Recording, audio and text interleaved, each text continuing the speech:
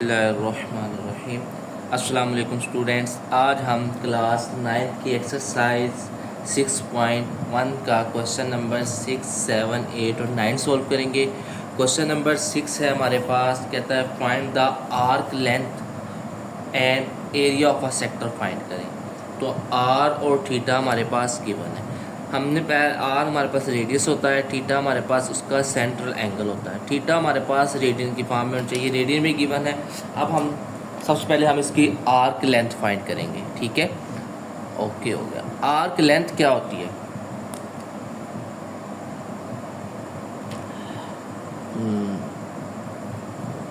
Arc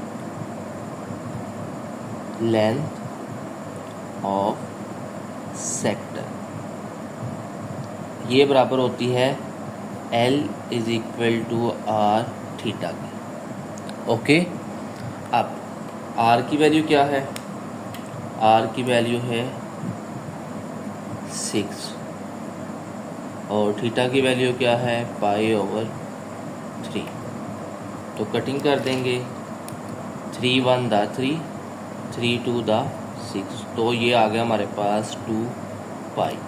अब पाई की value क्या होती है? 3.14। या अगर आप कहते हैं सर उसको छोड़ें, आप डायरेक्ट पाई को यूज़ करें, यानी 2 शिफ्ट और ये जो वैल्यू है, ये वाला बटन यानी मल्टीप्लाई 10 पर आर्क्स लिखा हो ना, ये दबाओगे ना, आप ऊपर आ जाएगा पाई। अब 2 पाई लिखा आ गया। इक्वल का बटन दबाओगे, ये आपके पास आ जाएगी 6.2। एक मिनट लिख लेते हैं हम, 6.28318। आगे 1 के बाद 8 आ रहा है, इसका मतलब हम 2831 के बाद 8 है 2 लिख सकते हैं। तो ये हमारे पास आ गया arc length of a sector. अब हम क्या करेंगे? Area of a sector. Area of a sector का फार्मूला क्या होता है?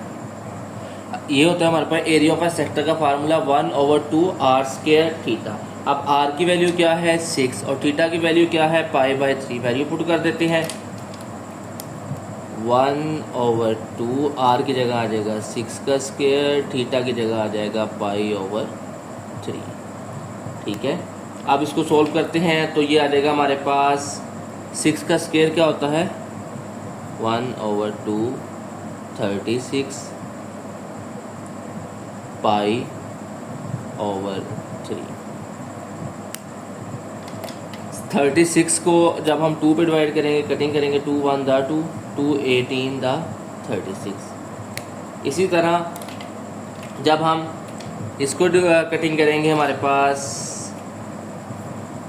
3 1 दा 3, 3 6 दा 18, तो ये हमारे पास बच गया 6 पाई। अब 6 पाई किसके बराबर होता है? कैलकुलेटर साहब बता देंगे हमें। अच्छा जी, 6 शिफ्ट ये वाला बटन दबाएंगे, पाई की वैल्यू आ जाएगी, ये आ गया 18.84। नज़र आ रहा है ना सही? ओके, तो हम ये लिख देते हैं, ये आंसर आ जाएगा हमारे पास 18.8496। ओके, ये हमारे पास आंसर आ गया। तो ये हमारा क्वेश्चन नंबर 6 का फर्स्ट पार्ट कंप्लीट हो गया। अब हम करते हैं इसका सेकंड पार्ट।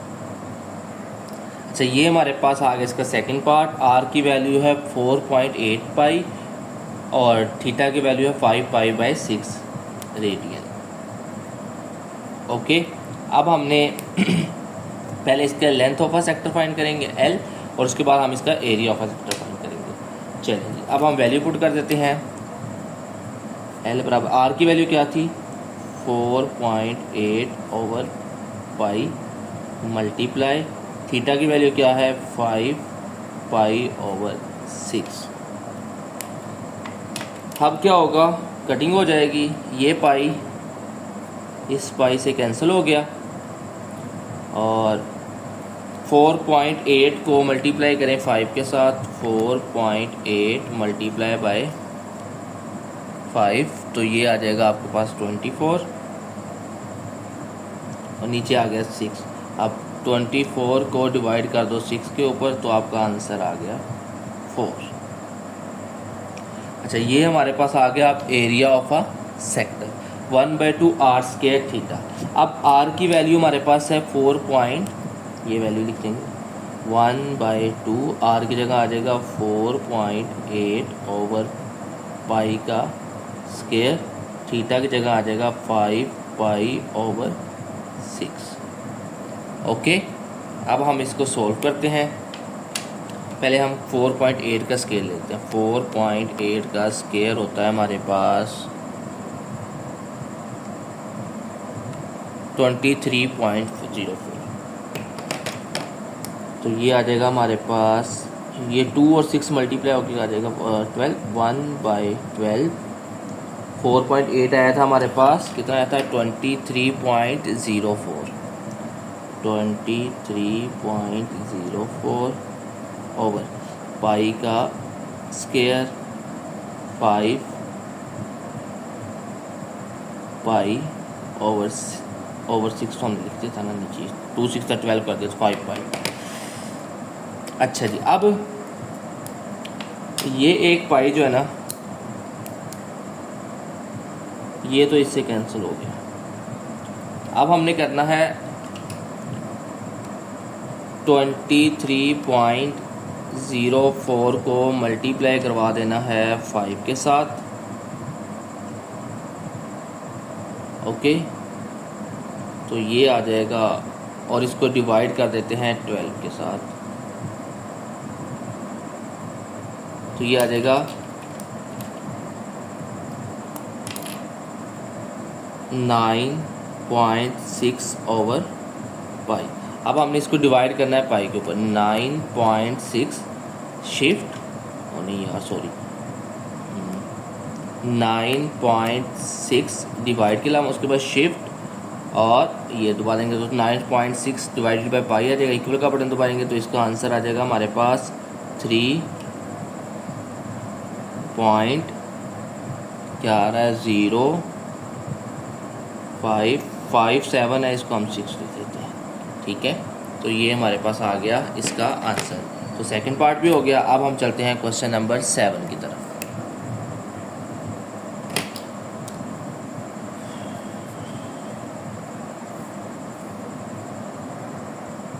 अच्छा, ये हमारे पास क्वेश्चन नंबर 7 आ गया है। क्वेश्चन क्या है, कहता है if centre angle of a sector is 60 degree.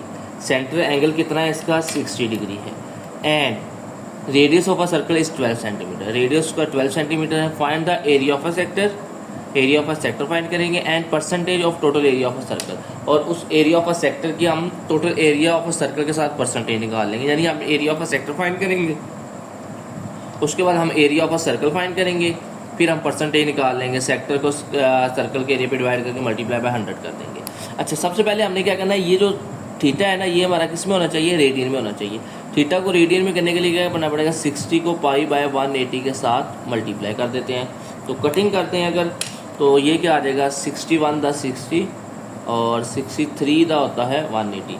तो इसका आंसर आ जाएगा हमारे पास π/3 रेडियन। चलें, ये तो हो गया। अब फार्मूला आ गया, ये फार्मूले में वैल्यू पुट करते हैं और इसको सोल्व कर देते हैं। 1/2, आर की जगह क्या आ जाएगा 12 का स्क्वायर, और थीटा की जगह क्या आ जाएगा π/3। ओके, अब 1/2, 12 का स्क्वायर होता है 144 π/3। तो ये आ जाएगा हमारे पास 144 पाई, और 2 3 तो नीचे वाले को नीचे वाले 2 से 6 आ गया। अच्छा, 144 को पहले 6 पे डिवाइड कर देते हैं। 144 डिवाइडेड बाय 6 24 आ जाता है। तो इसका आंसर आ जाएगा हमारे पास 24 पाई। अगर आप कहते हैं सर ये ना ज़रा मज़े का नहीं है, इसको आप ना सिंपल लिखें। सिंपल मतलब कि ये पाई वगैरह के बगैर लिखें, तो हम क्या करेंगे 24 मल्टीप्लाई पाई कर देंगे। तो ये आ जाएगा 75 पॉइंट,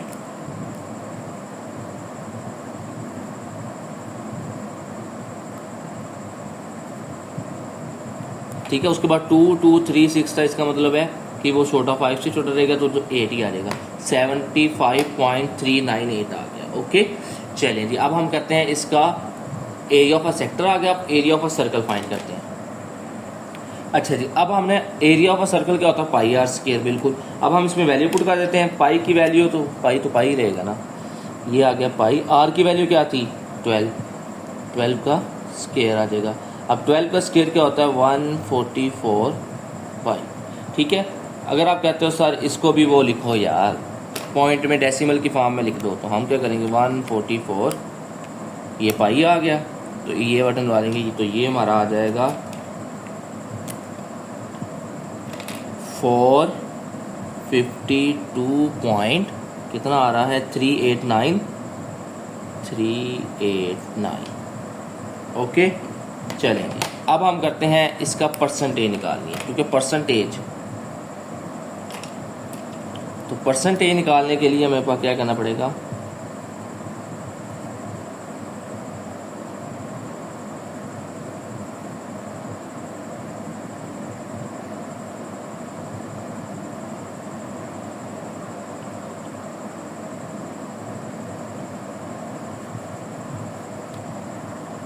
परसेंटेज निकालनी है। अब हमने total area of a circle, यानी कि इस सेक्टर की इस एरिया ऑफ अ सर्कल के साथ हमने टोटल परसेंटेज निकालनी है।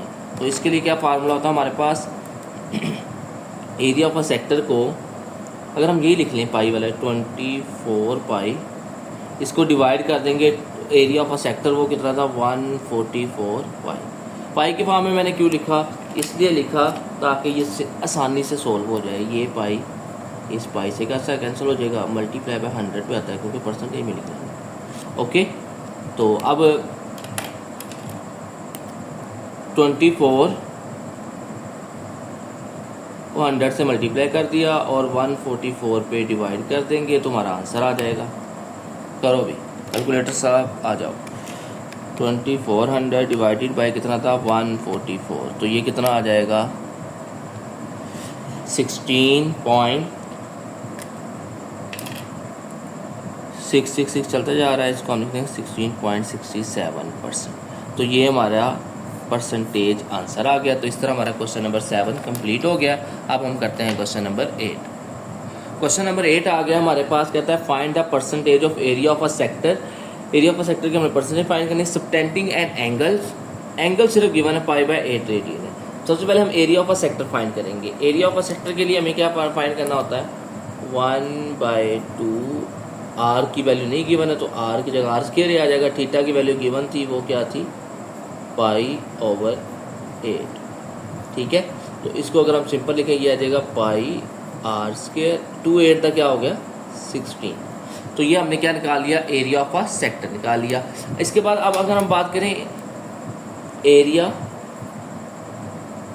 ऑफ सर्कल, वो कितना होगा, एरिया ऑफ अ सर्कल होता है पाई आर स्क्वायर। ठीक है, अब हम परसेंटेज निकाल लेते हैं। परसेंटेज